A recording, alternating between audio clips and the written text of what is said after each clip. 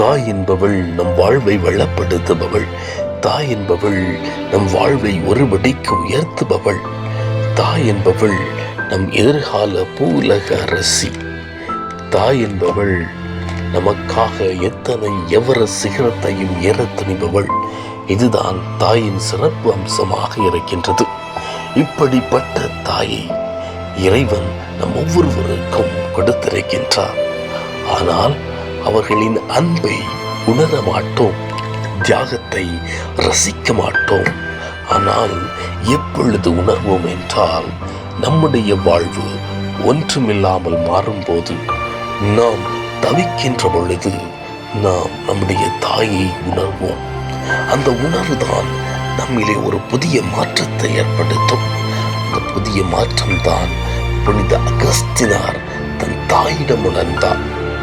நாமும் இந்த மாற்றத்தை உணர இன்றைய திருவிழா நம் அனைவரையும் அழைக்கின்றது. நம் தாயிடம் இருந்துதான் நாம் விடாமுயற்சி என்பதை கற்கின்றோம். இன்று நமக்கு அது கை கொடுக்கின்றது. நம்முடைய வாழ்வு நன்றாக அமைகின்றது. அந்த விடாமுயற்சி தான் தாயின் ஜெபம். நமக்காக என்ன வேண்டுமானாலும் செய்வார்.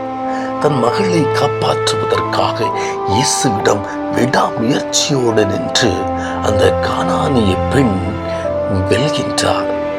வாழ்விற்கு ஊக்கத்தை கொடுப்பவள் தாய். நாம் மழையில் நனைந்தால் நம்மை கடிந்து கொள்ளாமல் மழையை கடிந்து கொள்பவள் தாய். இப்படிப்பட்ட தாயின் அளப்பரிய அன்பினால் தூண்டப்பட்டவர் தான் புனித அகஸ்தினார். கிப்போ நகர அகஸ்தினார் கிபி 354 நவம்பர் 13 நாள் வடக்கு ஆப்பிரிக்காவில் பிறந்தார். அது இன்று அல்ஜீரியா நாட்டில் உள்ளது.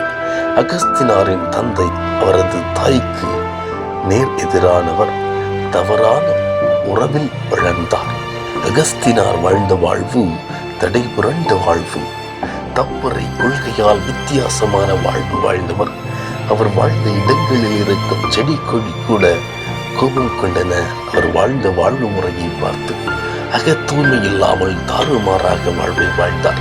இன்று இளைஞர்கள் தங்கள் வாழ்வை ஏனோதானோ என்று வாழ்ந்து கொண்டிருக்கும் வாழ்க்கையை அவர் வாழ்ந்தார். இதனால் தாயின் அறிவுரையை கூட கேட்க மறுத்தார். அப்படிப்பட்ட சீர்குலைந்த வாழ்வு, சாதாரண பண்பு கூட இல்லாத இவரிடம் எப்படி அகத்தூய்மை வந்தது? ஊன் இயல்பு கொண்ட இவரிடம் எப்படி இறையிருள் பெருகியது? தீய நாட்டங்களால் வாழ்ந்த இவரிடம் எப்படி நல்ல நற்பண்புகள் உருவாகியது என்று நாம் சிந்திப்போம்.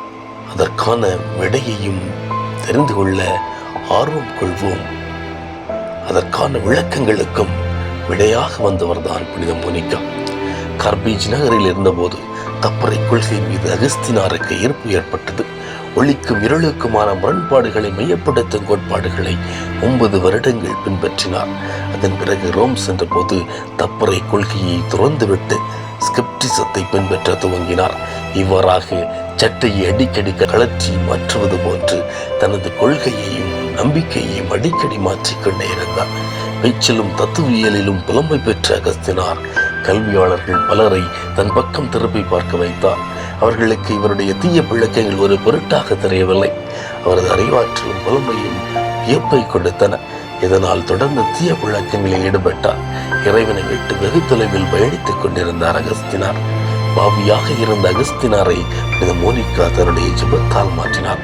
ஒரு தாயின் கண்ணீர் நிச்சயம் வழியா நெருப்பிலிருந்து தவறிய மகனை பாதுகாக்கும் என்று 1000 அம்ப்ரோஸ் சொன்னது நிறைவேறியது. அடுத்தடுத்து ஏராளமான மாற்றங்கள் அவர்கள் வாழ்வில் நிகழ துவங்கியது. இவ்வாறு பாவ சேற்றில் விழுந்து கிடந்த புனிதருக்கு கார்பேஜ் நகரில் உதவி செய்ய யாரும் வரவில்லை. ஒருபுறம் ஊனியல்பு நாட்டத்திற்கு அடிமையாக கிடந்தாலும் மறுபுறம் உண்மையை நோக்கிய தேடுதல் அவருடைய உள்ளத்தில் பற்றி எறிய ஆரம்பித்தது. அந்த தேடல் இறுதியில் கிறிஸ்துவை அரவணைக்க செய்தது. மிலா நகரில் 1000 அம்ப்ரோஸ் அவர்களின் பேச்சில் திறனை கண்டு வியந்தார். இவருடைய விளக்குரைகள் அகஸ்தினாரை மாற்றியது. 1000 அம்ப்ரோஸ் அவர்கள் கிபி 387 அகஸ்தினாருக்கு திருமுழுக்கு வழங்கினார். கிபி 391 குருவாக திருநிலைப்படுத்தப்பட்டு கிபி 395 கிப்போ நகர் ஆயராக உயர்த்தப்பட்டார் அகஸ்தினார். இவை அனைத்தும் கண்ணை மூடி திறப்பதற்குள் அகஸ்தினார் வாழ்வில் நடந்தன. அதற்கேற்ப தூய வாழ்வும் வாழ அகஸ்தினார் விரும்பினார். தாய் திரு அவை புனித அகஸ்தினாரை மறை வல்லுநராக கொண்டாடி மகிழ்கின்றது. காரணம் அவரின் எழுத்துக்கள். ஏறத்தாழ 207 கடிதங்கள், 113 புத்தகங்கள், 500 மறைவுரைகள் என இவரின் படைப்புகள் ஒவ்வொன்றும் ஆச்சரியப்படுத்துகின்றன. ஒப்புரவு, கடவுளின் நகரம், மூவர் இறைவன் ஆகிய 3 நூல்கள் மிகவும் புகழ்பெற்றவையாகும். இந்த 3 நூல்கள் பிற்காலத்தில் இறையியல் வளர்ச்சிக்கும் இறையியலில் ஏற்படுகிற தவறுகளை தண்டிக்கவும் பயன்படுகிற இலக்கண நூலாக அது திகழ்கின்றது.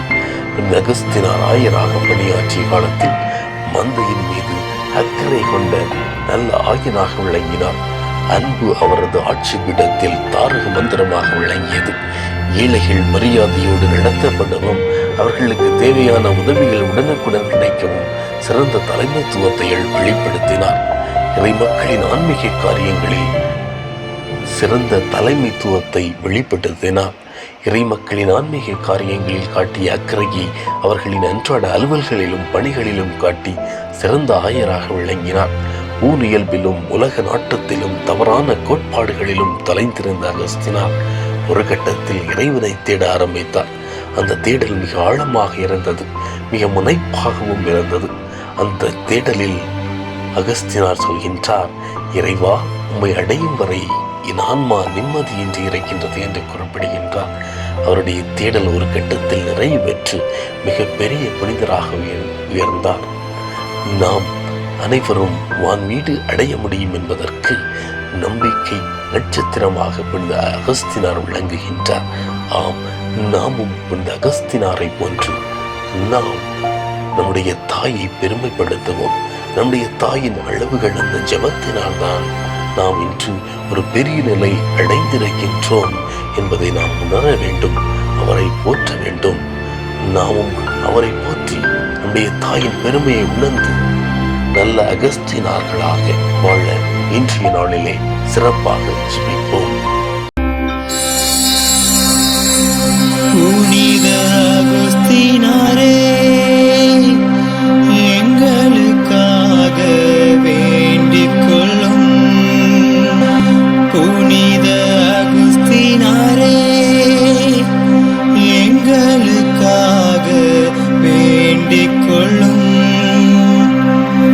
எங்களுக்காக வேண்டிக் கொள்ளும்.